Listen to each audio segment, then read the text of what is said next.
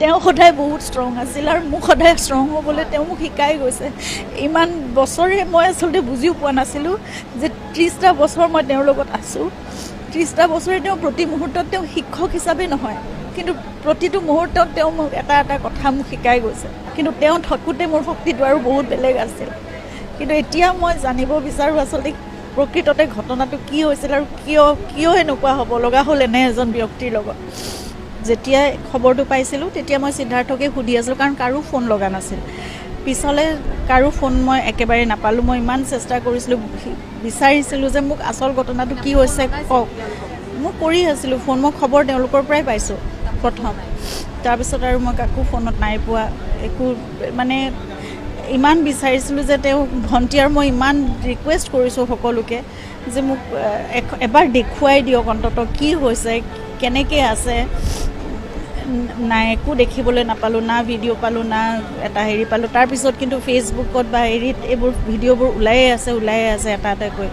শেষ মুহূৰ্তৰ ফটোও পাইছোঁ হস্পিটেলৰ ভিতৰত, কিন্তু সেইখন বহুত পিছত দেখিছোঁ। শ্যামকানু মহন্তই কিয় লৈ গ'ল, তাত গৈ পেলাই এজন বন্ধু বুলিয়ে অকল জুবিনৰ দৰে এজন ব্যক্তিক, এটা সত্তাক, এজন শিল্পীক কেনেদৰে ৰাখিব বিচাৰিছিলে সেইটো কথা মই একো বুজিয়ে নাপালোঁ। না কোনো মেডিকেল এছিষ্টেঞ্চ আছিল, না কোনো ছিকিউৰিটি আছিল, না তেওঁৰ প্ৰতি বিশেষ কিবা এটা মানে থকাৰ, তেওঁৰ খোৱাৰ, তেওঁৰ যত্নৰ কাৰণে কিবা এটা বিশেষ কিবা ব্যৱস্থা কৰা হৈছিল বুলিও মোৰ সন্দেহ আছে সেইবোৰ কথাত। তেওঁলোকে জুবিনৰ কোনো সেই একদম ভাগৰুৱা অৱস্থাটো তেওঁক আচলতে আঁতৰাই আনিব লাগিছিল।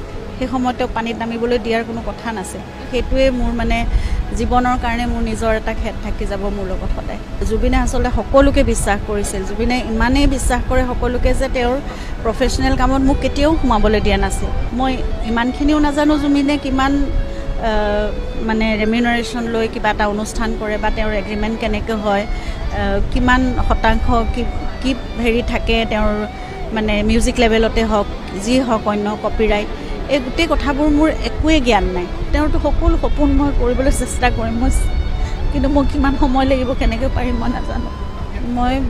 আমাৰ ইমান কঠিন সময়ত সকলোৱে আহি মোৰ কাষত থিয় দিছে।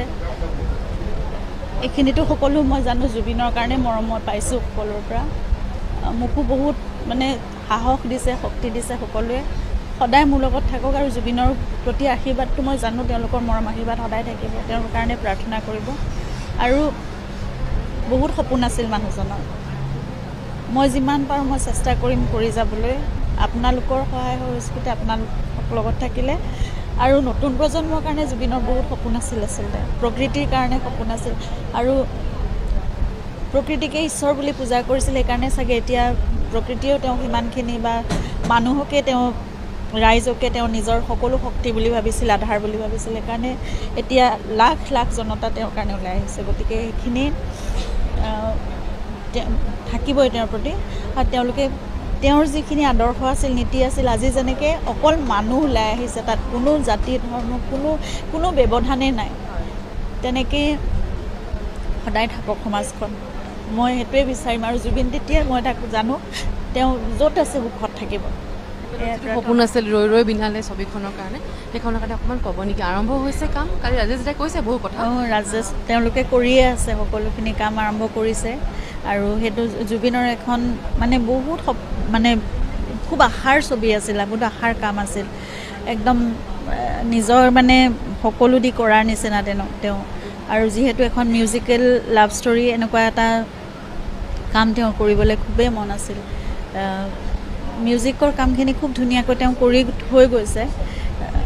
তেওঁৰ ভইচ ডাবিং কৰিব যিহেতু নোৱাৰিলে, সেইকাৰণে যিখিনি চাউণ্ড মানে কৰা আছিলে সেইখিনি আমি চেষ্টা কৰি আছোঁ সেইখিনিৰ লগত কাম কৰিবলৈ, যাতে জুবিনৰ অৰিজিনেল ভইচটো অলপ হ'লেও ক'ৰবাত চিনেমাখনত থাকে। বাকী পষ্ট প্ৰডাকশ্যনৰ কামবোৰ চলি আছে। 31 তাৰিখে আমি উলিয়াবলৈ চেষ্টা কৰিম। তেওঁ যেনেদৰে পৰিকল্পনা কৰিছিলে কামবোৰ তেনেকৈ চলাই যাবলৈ চেষ্টা কৰিম।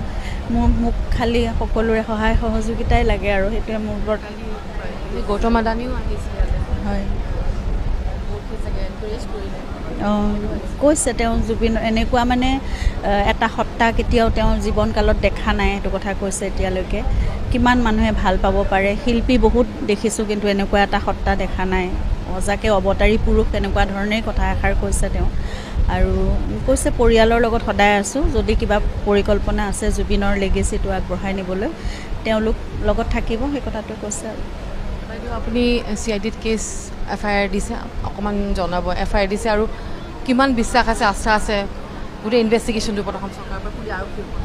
প্ৰথম দিনাৰ পৰা অসম চৰকাৰে মানে সকলোৱে, গোটেই ৰাইজে, চৰকাৰে, পুলিচ প্ৰশাসন সকলোৱে সহায় কৰিছে।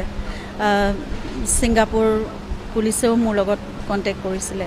গতিকে মই সকলো যিটো ন্যায় ব্যৱস্থা, যিটো তেওঁলোকে ইনভেষ্টিগেশ্যন আৰম্ভ কৰিছে আৰম্ভণিৰ পৰা, মই সদায় লগত আছোঁৱেই, তেওঁলোকৰ লগত কথা পাতি আছোঁ। আৰু দেশৰ আইন ব্যৱস্থাৰ ওপৰত সম্পূৰ্ণ আস্থা আছে। আৰু জুবিনৰ বিষয়টো সকলোৱে মই জানো অলপ বিশেষভাৱেই ল'ব। গতিকে ৰাইজৰো দাবী আছে, ৰাইজৰো আশা আছে, আস্থা আছে, চৰকাৰৰ ওপৰত হওক, আমাৰ ন্যায় ব্যৱস্থাৰ ওপৰত হওক, আইনৰ ওপৰত। গতিকে সেইখিনি মই পাম বুলি জানো। মই আচল ঘটনাটো কি হৈছিল মই সম্পূৰ্ণভাৱে জানিব বিচাৰোঁ এতিয়াও। আটাইবোৰ ব্যক্তিৰ বিৰুদ্ধে দিছে, তাত উপস্থিত থকা, সেই ঘটনাৰ দিনাখন সেই সময়ত উপস্থিত থকা সকলোখিনিৰ ওপৰতে দিছোঁ। আৰু তাত নেগলিজেঞ্চ অফ ডিউটিটোতো সম্পূৰ্ণ দেখা গৈছে, যিবোৰ ভিডিঅ' চাৰ্কুলেট হৈ আছে এতিয়া দেখা গৈছে। জুবিন একেবাৰে সম্পূৰ্ণভাৱে তেওঁ এক্সজষ্টেড হৈ গৈছিল। সেই সময়খিনিত আকৌ লাইফ জেকেট নোহোৱাকৈ সাঁতুৰিবলৈ পানীত এৰি দিয়া, এই বস্তুবোৰ আমি আচলতে বহুত দেৰিকৈ দেখিছোঁ। 6-7 দিন যোৱাৰ পিছত আমি এইবোৰ ভিডিঅ' দেখিছোঁ। আৰু শেষৰ সময়টোত, সেই ভাগৰুৱা সময়টোত চাগে মই মানে ভাবিব নোৱাৰোঁ তেওঁৰ বুকুখনে তেতিয়া কি বিচাৰিছিল, আৰু তেতিয়া তেওঁ চাগে মনত কেনেকুৱা এটা অৱস্থা হৈছিল। গতিকে নাই, মই ষ্ট্ৰংলিয়ে মই যিমান পাৰোঁ, কাৰণ তেওঁ সদায় বহুত ষ্ট্ৰং আছিল আৰু মোক সদায় ষ্ট্ৰং হ'বলৈ তেওঁ মোক শিকাই গৈছে। ইমান বছৰে মই আচলতে বুজিও পোৱা নাছিলোঁ যে 30টা বছৰ মই তেওঁৰ লগত আছোঁ। 30টা বছৰে তেওঁ প্ৰতি মুহূৰ্তত তেওঁ শিক্ষক হিচাপে নহয়, কিন্তু প্ৰতিটো মুহূৰ্তত তেওঁ মোক এটা এটা কথা মোক শিকাই গৈছে। গতিকে মই এতিয়া তেওঁ কি বিচাৰিব পাৰে, তেওঁৰ কাৰণে কি কৰিব লাগে, মই সেইটো নিজৰ ওপৰত মই ভাবোঁ মই সবল হৈ কৰিব পাৰিম। কিন্তু তেওঁ থাকোঁতে মোৰ শক্তিটো আৰু বহুত বেলেগ আছিল। কিন্তু এতিয়া মই জানিব বিচাৰোঁ আচলতে প্ৰকৃততে ঘটনাটো কি হৈছিল আৰু কিয় এনেকুৱা হ'ব লগা হ'ল এনে এজন ব্যক্তিৰ লগত।